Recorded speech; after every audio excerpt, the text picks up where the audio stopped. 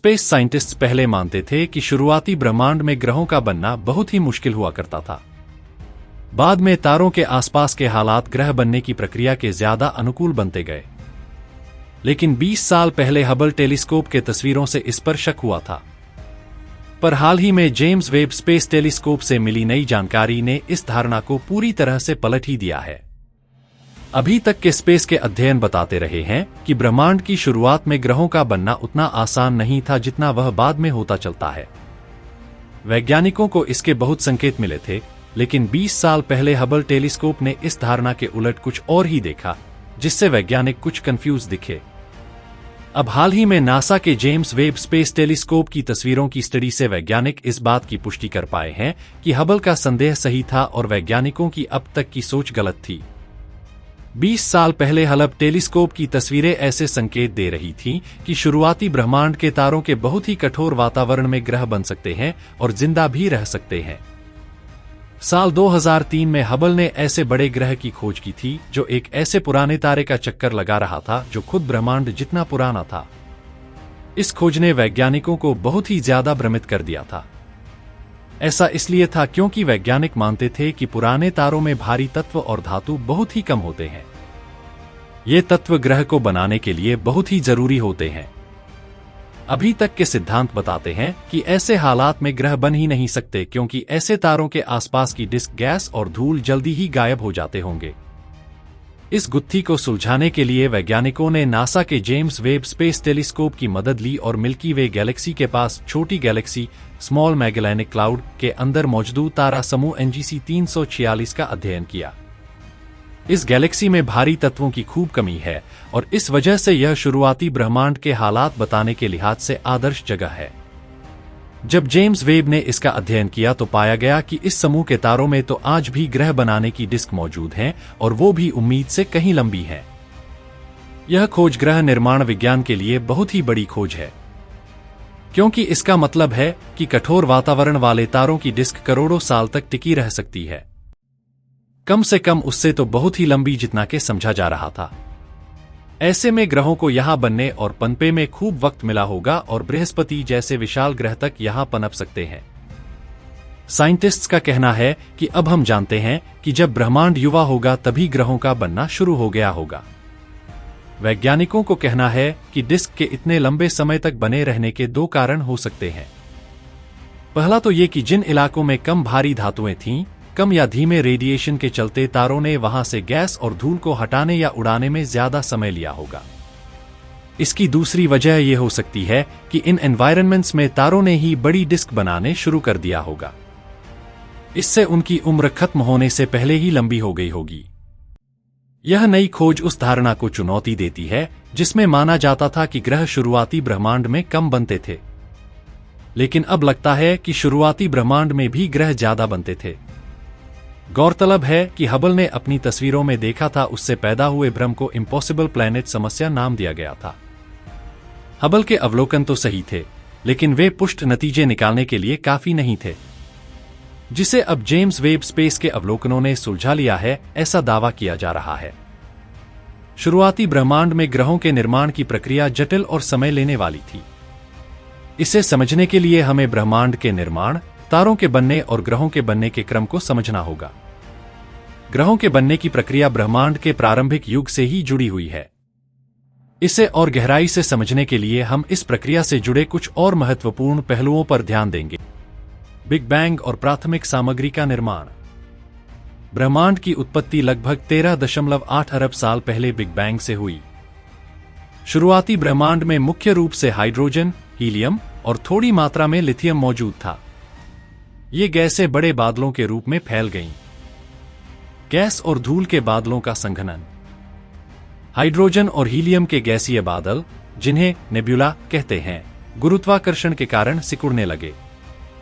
जब ये बादल सघन हो गए तो उनके केंद्र में तापमान और दबाव बढ़ने लगा, जिससे तारे बनने लगे। नेब्यूला का पतन और घूर्णन, कोलैप्स एंड रोटेशन। जब विशाल गैसीय और धूल के बादल, नेब्यूला, गुरुत्वाकर्षण के कारण सिकुड़ने लगते हैं तो उनकी घूर्णन गति तेज हो जाती है। यह वही सिद्धांत है जो एक आइस स्केटर के अपने हाथ अंदर लाने पर उसकी गति तेज होने में देखा जाता है। यह घूर्णन गति प्रोटोप्लैनेटरी डिस्क को चपटी आकार देती है। डिस्क का घनत्व तारे के करीब अधिक होता है और किनारों पर कम। तारों का निर्माण। गैस और धूल के इन घने बादलों के केंद्र में न्यूक्लियर फ्यूजन की प्रक्रिया शुरू हुई, जिससे तारे बने।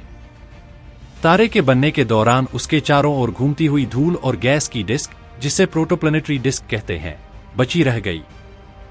प्रोटोप्लैनेटरी डिस्क का विकास। तारों के चारों ओर घूमती यह प्रोटोप्लैनेटरी डिस्क ग्रह निर्माण के लिए प्राथमिक सामग्री प्रदान करती है। इसमें छोटे छोटे कण गुरुत्वाकर्षण और स्थैतिक विद्युत के प्रभाव से आपस में चिपकने लगते हैं। ग्रहों के बीज, प्लैनेटेसिमल्स, का निर्माण। डिस्क में उपस्थित धूल और गैस के छोटे छोटे कण आपस में मिलकर बड़े टुकड़े, प्लैनेटेसिमल्स, बनाने लगते हैं। ये टुकड़े कुछ किलोमीटर के व्यास तक बढ़ सकते हैं। ग्रह भ्रूण, प्रोटोप्लैनेट्स, का निर्माण और प्लैनेटेसिमल्स की टकराव प्रक्रिया, कोलिजन्स ऑफ प्लैनेटेसिमल्स। गैस और धूल के कणों के आपस में जुड़ने के बाद छोटे छोटे चट्टानी पिंड बनने लगते हैं। ये पिंड गुरुत्वाकर्षण के प्रभाव से बड़े आकार के पिंडों में बदलते जाते हैं। प्रारंभिक ग्रह बनने के दौरान कई प्रोटोप्लैनेट्स आपस में टकराते हैं और यह टकराव ग्रहों के आकार को बड़ा करता है। प्लैनेटेसिमल्स का आपस में टकराव और संघनन जारी रहता है, जिससे बड़े पिंड बनने लगते हैं। इन्हें प्रोटोप्लैनेट्स कहते हैं। ये गुरुत्वाकर्षण के कारण अपने पास और अधिक सामग्री खींचने लगते हैं। ग्रहों का अंतिम रूप और तापमान का विभाजन, टेम्परेचर ग्रेडियंट। ग्रहों के प्रकार, पथरीले या गैसीय, का निर्धारण इस बात पर होता है कि वे तारे से कितनी दूरी पर बने। गैसों की पकड़, गैस अक्रीशन। गैसों के विशाल ग्रह जैसे बृहस्पति और शनि अपनी बड़ी गुरुत्वाकर्षण शक्ति के कारण हाइड्रोजन और हीलियम जैसी गैसों को खींचते हैं। यह प्रक्रिया गैस दिग्गज, गैस जायंट्स, के बनने का मुख्य कारण है। बाहरी ग्रहों का यह आकार उन्हें लंबे समय तक स्थिर रहने में मदद करता है। तारे के पास उच्च तापमान के कारण केवल धातुएं और सिलिकेट जैसे भारी तत्व ठोस रह पाते हैं। यही वजह है कि पृथ्वी, मंगल, बुध और शुक्र जैसे पथरीले ग्रह बने। तारे से दूर ठंडे क्षेत्रों में पानी, अमोनिया और मीथेन जैसी गैसें बर्फ के रूप में जम सकती हैं। ये गैस और बर्फ बाहरी ग्रहों जैसे बृहस्पति, शनि के निर्माण में सहायक होती हैं। प्रोटोप्लैनेट्स के बीच टकराव और सामग्री के एकत्र होने की प्रक्रिया के बाद स्थिर ग्रह बनते हैं। उनकी प्रकृति इस बात पर निर्भर करती है कि वे तारे से कितनी दूरी पर स्थित हैं। गैस के बड़े ग्रह जैसे बृहस्पति और शनि ये मुख्य रूप से बाहरी क्षेत्र में बने, जहां ठंडा तापमान था और गैस अधिक मात्रा में थी। पथरीले ग्रह जैसे पृथ्वी और मंगल ये तारे के करीब बने, जहां धातु और सिलिकेट जैसी ठोस सामग्री थी। ग्रहों का परिपक्व होना। ग्रह बनने के बाद भी उनका सतह और आंतरिक भाग विकसित होता रहा। उल्काओं के गिरने, ज्वालामुखीय गतिविधियों और वायुमंडल के निर्माण ने ग्रहों को उनकी वर्तमान स्थिति तक पहुंचाया। चंद्रमाओं और वलयों का निर्माण, formation of moons and rings. ग्रहों के आसपास की सामग्री भी छोटे छोटे पिंडों में बदल जाती है, जो चंद्रमाओं का निर्माण करती है। शनि के वलय और अन्य गैसीय ग्रहों के चंद्रमा इसी तरह बने। कभी कभी टकराव के कारण निकला मलबा भी चंद्रमा बनाने में सहायक होता है। जैसे माना जाता है कि पृथ्वी का चंद्रमा एक विशाल टकराव से बना। वायुमंडल का निर्माण, एटमॉस्फेयर फॉर्मेशन। ग्रह बनने के बाद उनमें से कुछ ग्रहों ने वायुमंडल प्राप्त किया। पथरीले ग्रहों का वायुमंडल ज्वालामुखीय गतिविधियों और गैसों के निकास से बना। गैसीय ग्रहों का वायुमंडल भारी मात्रा में गैस खींचने से बना। ग्रहों की कक्षा स्थिर होना, ऑर्बिटल स्टेबलाइजेशन। शुरुआती समय में ग्रहों की कक्षाएं स्थिर नहीं थीं। ग्रहों और उनके बनने वाले टुकड़ों के बीच गुरुत्वीय प्रभाव ने कक्षाओं को स्थिर करने में महत्वपूर्ण भूमिका निभाई।